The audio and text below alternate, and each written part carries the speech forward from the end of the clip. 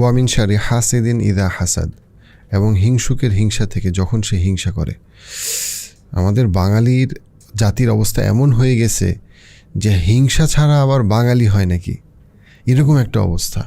অথচ আমরা মুসলমান, এটা যে হিংসা যে হারাম, স্পষ্টভাবে হারাম, এবং হিংসার কথা যে কোরআনে এত তীব্রভাবে এটাকে ঘৃণার স্বরে এটার ব্যাপারে কথা বলা হয়েছে, এ ব্যাপারে আমাদের কোনো সচেতনতা নাই।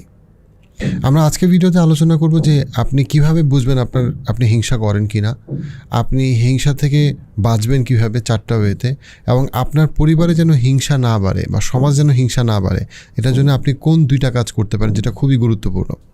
প্রথমে একটু বলি, রাসূলুল্লাহ সাল্লাল্লাহু আলাইহি ওয়াসাল্লাম স্পষ্ট সহিহ হাদিসে বলছেন যে তোমরা খুব সচেতন থাকবা হিংসার ব্যাপারে, কারণ হিংসা তোমাদের সমস্ত ভালো কাজগুলোকে ওইভাবে নিঃশেষ করে দেয় যেভাবে আগুন কোনো শুকনা কাঠ বা ঘাসকে যেভাবে নিঃশেষ করে দেয়। সো আপনার সমস্ত আমল, সমস্ত ভালো কাজ নষ্ট হওয়ার জন্য এতটুকুই যথেষ্ট যে আপনি হিংসা করেই যাচ্ছেন দিনের পর দিন, এবং আপনি সেটা ব্যাপারে ভ্রুক্ষেপ করছেন না। এটাই যথেষ্ট যে রমাদান আসতেছে, আপনি কোরআন পড়তেছেন, কিন্তু আপনি আপনার হিংসা দূর করতেছেন না। সেটা আপনার বন্ধুদের মধ্যে হইতে পারে, কাজিনদের ব্যাপারে হইতে পারে, ভাই বোনদের মধ্যে হইতে পারে, সমাজের যে কোনো মানুষের ব্যাপারে হইতে পারে। প্রত্যেকটা লেয়ারে লেয়ারে আমাদের সমাজে হিংসা এমনভাবে ছড়াই গেছে চিন্তার বাইরে। আপনি একটা ফ্রেন্ড সার্কেল, সেই ফ্রেন্ড সার্কেলে একটা ফ্রেন্ড যদি একটু ভালো করা শুরু করে, সাথে সাথে সবাই তার হিংসা করা শুরু করে। তারা বুঝেও না তারা হিংসা করতেছে। একজন একটা ভালো ডিগ্রি, কেউ পিএইচডি শেষ করলো, কেউ কোনো একটা ভালো ইউনিভার্সিটিতে চান্স পাইলো, সাথে সাথে হিংসা করা শুরু হয়ে যায়। কেউ ব্যবসায় সফলতা অর্জন করলো, সাথে সাথে হিংসা শুরু হয়ে যায়। কেউ অন্যদের থেকে একটা মেয়ে অন্য মেয়েগুলোর থেকে দেখতে সুন্দর, সাথে সাথে তার ব্যাপারে হিংসা শুরু হয়ে যায়। নিশ্চয়ই তার চরিত্র খারাপ, সবাই বলে। দেখা যাচ্ছে যে কোনো একটা ছেলে, তার হয়তো বা বাবা বড় লোক, সাথে সাথে সেটার ব্যাপারে হিংসা শুরু হয়ে যায়। অথবা প্রত্যেকটা লেয়ারে আমাদের সমাজে হিংসা আমাদের মধ্যে অনেক অনেক পরিমাণে বেশি। কিন্তু আমরা মুসলমানরা এটা চিন্তাই করি না। যখন আমি চিন্তা করি আমি আল্লাহর কাছে যাব, আমি আল্লাহ যা পছন্দ করে তা করব, আমরা এটা চিন্তাই করি না যে এর একটা উপায় হইল যে আমি হিংসা করা বন্ধ করি। কারণ হিংসা করা সম্পূর্ণভাবে হারাম, এবং হিংসার থেকে সবচেয়ে খারাপ পাপগুলা হিংসা থেকে হয়। আপনি কীভাবে বুঝবেন যে আপনি হিংসা করেন কি না? 2টা উপায়। আপনি নিজেকে খুব ঠান্ডা মাথায় প্রশ্ন করেন, ঠান্ডা মাথায়। যখন অন্য কোনো মানুষের, কোনো একটা ব্যক্তির ক্ষেত্রে আপনি চিন্তা করেন পার্টিকুলারলি, যদি তার কোনো ভালো কিছু হয়, তখন কি আমার খারাপ লাগে কি না? কেউ প্রমোশন পাইলো, কারো সুন্দর একটা বিয়ে হইল, কারো জীবনে ভালো কিছু হইল, তখন কি আমার খারাপ লাগে কি না? 1 number litmus test. 2 number litmus test, অন্য কোনো ব্যক্তির যদি ক্ষতি হয়, তাহলে কি আমার মনে মনে আনন্দ লাগে কিনা? আগেই তো বলছিলাম এই জিনিসটা হয় কিনা, আগেই তো বলছিলাম। যখন অন্য কারো ভালো কিছু হয়, তখন আপনার যদি মনে হয় যে ও কেমনে পারলো, নিশ্চয়ই এখানে কোনো ঝামেলা আছে, ওর তো চাকরি পাওয়ার কথা না, নিশ্চয়ই লবিং করে চাকরি পাইছে, ওর তো ভালো হওয়ার কথা না, নিশ্চয়ই কোনো একটা গ্যাঞ্জাম আছে। আর যখনই খারাপ কিছু হয়, আগেই তো বলছিলাম, বেলুন তো ফুটবেই, কতদিন আর ধোঁকাবাজি করবা, বুঝছি তো। এই যে ব্যাপারটা, এইটা হচ্ছে গিয়ে অহংকারের সবচেয়ে সহজ সাইন। এবং আমরা বাঙালিরা এটা এমনভাবে করি অ্যাজ ইফ এটা তো দুধ ভাত। আমি অনেক সময় মজা করার জন্য বলি যে বাঙালিদের ডান কাঁধের ফেরেশতা অনেক আগে রিটায়ার করছে, কারণ তার কোনো কাজ নাই। আর বাম কাঁধের ফেরেশতা খুব ব্যস্ত, দিনরাত লিখতেছে, কিন্তু লেখা শেষ হইতেছে না। কারণ আমাদের মুসলিম ডিসকাশনগুলো হয় এরকম, আচ্ছা ভাই বলেন তো অক্টোপাসের মাংস খাওয়া কি হালাল না হারাম? অথচ সে সারাদিন হিংসা করে, এটা নিয়ে তার কোনো দুশ্চিন্তা নাই। আরে অক্টোপাসের মাংস খাওয়া হালাল কি হারাম, এটা দিয়ে আপনি কী করবেন, যখন জীবনে আপনি কোনোদিন অক্টোপাস দেখেন না, অক্টোপাসের মাংসও দেখেন নাই। হ্যাঁ, অক্টোপাসও অবাক যে এই বাঙালি মুসলমানদের সমস্যা কী, তারা কেন এমন জিনিস নিয়ে চিন্তা করে যেটা তার কোনো দরকার নাই, এবং যেই সমস্যাটা তার সমাজে ক্যান্সারের মতো ছড়াই আছে প্রত্যেকটা লেভেলে। আমি একটা মজা করার জন্য আমি আগে সমাধানের আগে এই জিনিসটা বলি, জিনিসটা বোঝা খুব দরকার। দেখেন, ইনসিকিউরিটি এবং হিংসা দুটাকে কমপ্লিমেন্ট করে। যে মানুষের ইনসিকিউরিটি বেশি, হারানোর ভয় বেশি, তাদের মধ্যে হিংসা থাকার সম্ভাবনা বেশি থাকে।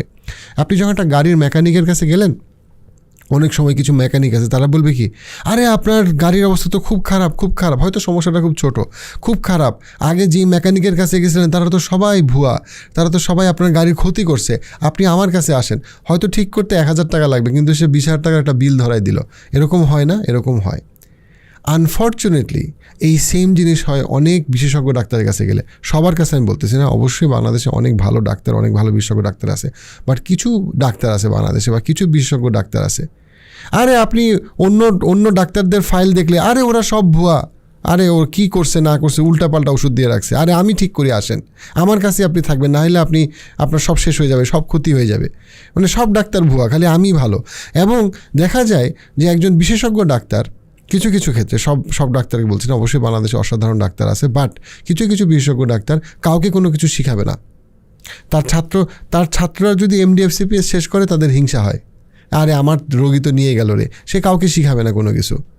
সে এটা চিন্তা করে না আমার সফলতা হচ্ছে আমি আরও অনেক 100, 200, 500 বিশেষজ্ঞ ডাক্তার তৈরি করব যারা আমার থেকে ভালো ট্রিটমেন্ট দিবে। না, তার চিন্তা থাকে সব আমি খাবো, সব রোগী আমি দেখব। এই সেম সমস্যাটা কিছু কিছু লয়ারদের মধ্যে আছে, কিছু কিছু সাংবাদিকদের মধ্যে আছে, কিছু কিছু ব্যবসায়ীদের মধ্যে আছে। অর্থাৎ প্রত্যেকটা প্রফেশন, আমি যেটা বলতে চাচ্ছি উদাহরণটা দিয়ে, প্রত্যেকটা প্রফেশনে হিংসা, প্রফেশনাল জেলাসি এত বেশি, এত মারাত্মক, অথচ তারা নামাজ পড়ে, তারা রোজা রাখে, তারা একবারও চিন্তা করে না যে ডাক্তারদের মধ্যে একজন পপুলার হইলো, বাকি সবাই মনে করে ওর কেন ক্ষতি হয় না, ওর কেন খারাপ হয় না, ও কেন ভালো আছে, ও কেন সুখে আছে, ইত্যাদি ইত্যাদি ইত্যাদি ইত্যাদি। সো প্রত্যেকটা লেয়ারে প্রফেশনাল জেলাসি আমাদের মাথাটা খেয়ে ফেলতেছে, এবং এটা ক্যান্সারের মতো আমাদেরকে সমন্বিতভাবে এটা ক্ষতি করতেছে। কারণ যখনই কেউ ভালো করে, কোনো ব্র্যান্ড ভালো করে, কোনো বিজনেস ভালো করে, কোনো ইনিশিয়েটিভ ভালো করে, তাদেরকে সাপোর্ট করতে দূরে থাক, তাদেরকে কত তাড়াতাড়ি নামানো যায় এবং কত তাড়াতাড়ি অন্য মানুষদেরকে বোঝানো যায় যে ওরা আসলে ফালতু বাটপার। ইন্ডিভিজুয়াল লেভেলে, ইনস্টিটিউশনাল লেভেলে প্রত্যেকটা লেয়ার এটা এত বেশি, এত বেশি, এত বেশি।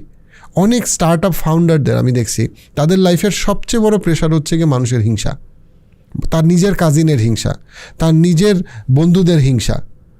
5টা বন্ধু আছে, একটা বন্ধু ভালো ব্যবসা করা শুরু করলো, সাথে সাথে বাকিরা চিন্তা করে যে ওর তো যোগ্যতা নেই, ও কেন পারবে, নিশ্চয়ই আমরা সবাইকে জানাই দিই যে ও আসলে ফালতু। সো এখন আপনি হিংসা থেকে বাঁচার জন্য আপনি কি করবেন? 4টা উপায়। 1 নাম্বার, সেটা হচ্ছে যে আপনি বারবার আল্লাহ আপনাকে যতটুকু নেয়ামত দিছে সেই নেয়ামতের শুকরিয়া আদায় করেন। দেখেন, হিংসা ইটসেলফ কোনো সাইকোলজিক্যাল ডিসঅর্ডার না। DSM-5 হিংসা বলে কোনো মানসিক রোগ নাই। এটা একদিকে যেমন সত্যি, আবার আরেকদিকে এটাও সত্যি যে ধর্মীয় দৃষ্টিকোণ থেকে হিংসা অন্তরের একটা ব্যাধি। অ্যাট দ্য সেম টাইম কোনো সমাজে যদি হিংসা বাড়ে, দেন অবশ্যই ওই সমাজে মানসিক রোগও বাড়বে। কোনো সমাজে যদি হিংসা প্রচুর পরিমাণে বাড়ে, দেন অবশ্যই ওই সমাজে মানসিক রোগও বাড়বে। বাট অবশ্যই আমরা এটা বলবো যে কোনো একটা ব্যক্তির হিংসা বেশি থাকলে তাকে আমি বলতে পারি না যে তার কোনো মানসিক রোগ আছে, বাট অবশ্যই এটা তার একটা চারিত্রিক ত্রুটি, যেটা তার থেকে বের হওয়াটা তার জন্য দরকার। এটা ইভেন যে ধার্মিক না সেও এটা মানবে। সো প্রথম বিষয় হচ্ছে আল্লাহ আমাকে যা কিছু নেয়ামত দিছে তার বারবার শুকরিয়া আদায় করা। কারণ আল্লাহ বলছেন যে তুমি যদি বারবার নেয়ামতের শুকরিয়া আদায় করো, শুধু আলহামদুলিল্লাহ বলা না, বরং জেনুইনলি, হ্যাঁ আমি যা খাইতেছি, আমি যা পড়তেছি, আমার যা কিছু আছে সেটার ব্যাপারে আল্লাহর উপরে সন্তুষ্টি জ্ঞাপন করা, তাতে আল্লাহ আরও বাড়ায় দিবে এবং ধৈর্য বাড়ায় দিবে। 1 নম্বর। 2 নম্বর যেটা, সেটা হচ্ছে কি আল্লাহর কাছে বারবার বারবার তওবা করা, গুনাহ মাফ চাওয়া। তাতে আমাদের মর্যাদা বাড়ে, তাতে আমাদের ঈমান বাড়ে। কেন? কারণটা হচ্ছে হাসাদ আমাদের অন্তরকে শক্ত করে দেয়, আল্লাহর সাথে আমাদের দূরত্ব তৈরি করে, এবং ইস্তিগফার, আল্লাহর কাছে বারবার ক্ষমা চাওয়া, এটা আমাদের অন্তরকে পরিশুদ্ধ করে। এবং যে ইস্তিগফার করে আল্লাহ তাকে ভালোবাসেন, এবং আল্লাহ যাকে ভালোবাসেন সে তার নিজেকে ভালোবাসতে শিখে। আপনি আপনার সেলফ লাভ কীভাবে ডেভেলপ করবেন জানেন? আপনার সেলফ লাভ ডেভেলপ করার, নিজেকে ভালোবাসার সবচেয়ে সুন্দর উপায় 2টা হচ্ছে গিয়ে আল্লাহর প্রতি বেশি বেশি শুকরিয়া আদায় করা এবং ইস্তিগফার করা। কেন? কারণ আপনি যখন বারবার শুকরিয়া আদায় করবেন এবং ইস্তিগফার করবেন, তখন আল্লাহ আপনাকে ভালোবাসবে, এবং যখন আল্লাহ আপনাকে ভালোবাসবে তখন আপনার মধ্যে নিজের ব্যাপারে আত্মবিশ্বাস বাড়বে যে আমার তো হারানোর কিছু নাই, আমার সাথে তো আল্লাহর সম্পর্ক আছে। সো সেলফ লাভ যখন বাড়বে তখন আপনার আল্লাহর সাথে সম্পর্ক বৃদ্ধির মাধ্যমে যখন আপনার সেলফ লাভ বাড়বে, তখন আপনার হিংসার থেকে আপনি বের হয়ে আসতে পারবেন ইনশাআল্লাহ। 3 নম্বর যেটা বিষয়, সেটা হচ্ছে গিয়ে নিজের ইনসিকিউরিটি থেকে বের হন। অনেক মানুষ প্রচুর পরিমাণে ইনসিকিউরিটিতে ভোগে। তার নিজের ভালো কিছু হইলেও সে নিজেকে মনে করে আমার যোগ্যতা নাই, সে সুন্দর হলেও তার নিজেকে মনে হয় যে আমি তো সুন্দর না, এবং অন্য সমস্ত মানুষকে তার কেপেবল মনে হয়, তার নিজেকে তার ইনকেপেবল মনে হয়। এবং এই জিনিসটা বাড়তে বাড়তে বাড়তে বাড়তে একসময় সে প্রচণ্ড পরিমাণে হিংসা করাকে তার নিজের জন্য সে স্বাভাবিক মনে করে। সে হিংসা করাকে তার নিজের জন্য সে স্বাভাবিক মনে করে, এবং এইভাবে সমাজে হিংসা বাড়ে। সো নিজের ইনসিকিউরিটির দিকে লক্ষ্য করুন। কেন আপনি এত ইনসিকিউর? কেন আপনি যা কিছু জীবনে পাইছেন বা করছেন সেটা করার পরেও বা পারার পরে আপনি নিজেকে অযোগ্য মনে করেন? সো নিজের ইনসিকিউরিটি থেকে নিজেকে ওভারকাম করাটা খুবই ইম্পর্ট্যান্ট, খুবই ইম্পর্ট্যান্ট। এবং 4 নাম্বার পয়েন্টটা হচ্ছে যে আল্লাহর উপরে ভরসা রাখা। আল্লাহ আমাকে যা দিছে এবং যা দেয় নাই, দুইটাই যে আপনার জন্য ভালো সেটাতে বিশ্বাস করা।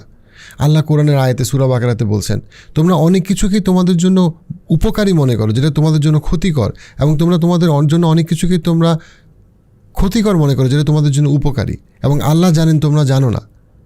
আপনার চেহারা, আপনার গায়ের রঙ আপনার ভাল লাগে না, আপনার বান্ধবীকে আপনার অনেক সুন্দরী মনে হয়, কিন্তু আপনি তো জানেন না আপনি যদি ওনার মতো সুন্দরী হইতেন হয়তো আপনার জীবনে কোনো বিপদ নেমে আসতো, হয়তো আপনি জীবনে কোনো একটা বাজে কোনো একটা সঙ্গর সাথে জড়াই যেতেন শুধুমাত্র বিকজ আপনি ওকে ওই সৌন্দর্য দেওয়া হয়েছে।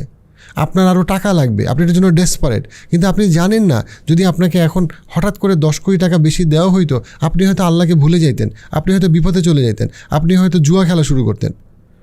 যেটা আপনার নাই সেটার মধ্যেও একটা বরকত আছে। অবশ্যই আমরা আল্লাহর কাছে উত্তম রিজিক চাবো, কিন্তু আল্লাহ যে রিজিক আমাকে দেয় নাই সেটার মধ্যে যে আমার বরকত আছে সেই ধৈর্য আমাকে ধরতে হবে, এবং এইটা আল্লাহর উপরে ভরসার খুব ইম্পর্টেন্ট একটা ব্যাপার। আমরা অনেক সময় মনে করি আমার যদি খালি ওইটা থাকতো, এইটা থাকতো, কিন্তু অনেক সময় আমার যদি আসলে ওইটা বা এইটা থাকতো, ওইটা আমার ওই নতুন আইফোন পাওয়ার একটু পরে আমার কাছে মনে আর তারপরের আইফোনটা তো আমার কাছে নাই, এটা হলো একটা ক্রাইসিস। আরেকটা ক্রাইসিস হচ্ছে গিয়ে আপনি কেন মনে করতেছেন যে আরও বেটার চাকরি বা আরও বেটার বিজনেস যেটা আপনি অ্যাসপায়ার করতেছেন সেটার মধ্যে কোনো বিপদ নাই, যেই বিপদটা থেকে আল্লাহ আপনাকে বাঁচাইতেছে ওই ব্যবসাটা বা ওই প্রমোশনটা না দিয়ে, হয়তো আপনি একটা বিরাট বিপদে পড়তেন, আপনি জানেন না। লাস্ট টাইম যে দুটা বলবো সেটা হচ্ছে গিয়ে দুইটা ইম্পর্টেন্ট জিনিস যেটা সমাজে বহুল প্রচলিত এবং যেটা হিংসাকে বাড়ায়, এবং এই দুইটা জিনিস আমাদের করা বন্ধ করা উচিত বা অ্যাটলিস্ট করা কমানো উচিত। 1 নাম্বার হচ্ছে গিয়ে স্পেশালি বাবা মা হিসেবে বা বন্ধু হিসেবে আমি কি অবিচার করতেছি কিনা। আমার 4টা সন্তান, আমার 2টা সন্তান, আমি একজনকে দিলাম একজনকে দিলাম না, একজনের খোঁজ দিলাম আরেকজনের খোঁজ নিলাম না, এই যে আমি অবিচারটা করতেছি, এই যে আমি একজনকে কোনো কারণ ছাড়া আমার 2জনকে প্রায়োরিটি দেওয়ার কথা একজনকে দিচ্ছি আরেকজনকে দিচ্ছি না, তার মধ্যে কি হয়, তার মাধ্যমে হিংসা বাড়ে, এবং এটা আমাদের সমাজে খুব কমন। টিচাররা ক্লিয়ারলি দেখা যায় একজন ছাত্রকে পছন্দ করে অন্য কাউকে পছন্দ করে না, তখন ওই ছাত্রের ব্যাপারে হিংসা বাড়ে এবং ওই ছাত্রের মধ্যে আবার সুপিরিয়রিটি কমপ্লেক্স তৈরি হয়, রাইট? সো অর্থাৎ সমাজে আমরা কিছু কিছু কাজ করি যেখানে আমরা ক্লিয়ারলি কিছু অবিচার করি, এই অবিচারটা হিংসাকে বাড়ায়। আরেকটা হচ্ছে গিয়ে আপনার জীবনের সমস্ত ভালো মুহূর্ত বা ভালো কিছুর ব্যাপারে শো অফ করার জন্য সোশ্যাল মিডিয়াতে শো অফ করার কোনো দরকার নাই। সোশ্যাল মিডিয়াকে আপনি চিন্তা করতে পারেন হিংসার মিডিয়া, মানে এটা হচ্ছে হিংসার জগৎ, কে কার থেকে বেশি হিংসা করতে পারে এবং শো অফ করতে পারে। কিন্তু এই শো অফ সবাইকে ক্ষতি করে। আপনার জীবনের প্রত্যেকটা সুন্দর সময় সোশ্যাল মিডিয়াতে দেওয়ার কোনো কারণ নাই, কোনো কারণ নাই, এবং আপনি যে প্রত্যেকটা মুহূর্ত দিচ্ছেন এটাতে কি হইতেছে, আপনি আরও হিংসার কন্টেন্ট বাড়াইতেছেন, হিংসুকের জন্য হিংসার কন্টেন্ট আপনি বাড়াইতেছেন। আপনার জীবনে প্রত্যেকটা সুন্দর সময় সোশ্যাল মিডিয়াতে থাকার কথা না। এই কালচারটা আমাদের বন্ধ করতে হবে। এই কালচারটা আপনার জন্য ক্ষতিকর। এটা অনেক দৃশ্যমান এবং অদৃশ্যমান ক্ষতি হয় যেটা আপনি বুঝতে পারেন না, কিন্তু এই ক্ষতিটা আপনার দরকার নাই। হ্যাঁ, কিছু কিছু সাকসেস আমাদেরকে সোশ্যাল মিডিয়াতে দিতে হয়, সেটা আমাদের কোম্পানির জন্য হইতে পারে, সেটা আমাদের নিজেদের ভালোর জন্য হইতে পারে। আই আন্ডারস্ট্যান্ড কিছু কিছু সময় আমরা আমাদের প্রিয় মানুষদেরকে ভালো খবরটা জানাইতে চাই, ঠিক আছে, কিন্তু প্রত্যেকটা রেস্টুরেন্টে খাইতে গেলে আপনার ছবি দেওয়ার কোনো প্রয়োজন নাই, প্রত্যেকটা আপনার সুন্দর ছবি সোশ্যাল মিডিয়াতে দেওয়ার আপনার প্রয়োজন নাই। কিছু কিছু যেটা প্রয়োজন সেটা আমরা করি, যেটা প্রয়োজন না সেটা আমরা না করি। আল্লাহ আমাদের সবাইকে হিংসুকের হিংসা থেকে রক্ষা করুক যখন সে হিংসা করে। লাইফস্প্রিং ফাউন্ডেশনের মাধ্যমে আমরা মানুষের ইফতার, বাড়ি বিনির্মাণ করা, রিক্সা, ভ্যান গাড়ি দিয়ে মানুষের কর্মসংস্থানের ব্যবস্থা করা সহ আরও অনেকগুলা জরুরি কাজে মানুষকে ত্রাণ সেবা দিচ্ছি। জাকাতের প্রজেক্টে আমরা জাকাত দিচ্ছি। আমি আমার জাকাত এবং দান লাইফস্প্রিং ফাউন্ডেশনে দিচ্ছি।